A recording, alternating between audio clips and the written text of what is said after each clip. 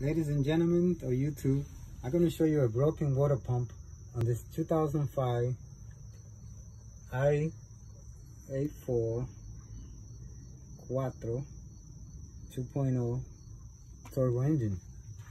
And this is the water pump that broke on it. And you can see the gear of the water pump that's bent. You can see that it's bent in there. And look at the timing belt, how it's chewing on the timing belt because it's not turning. So you can see that.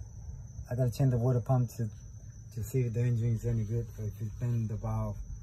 So unless I change the water pump, I don't know if the engine is any good.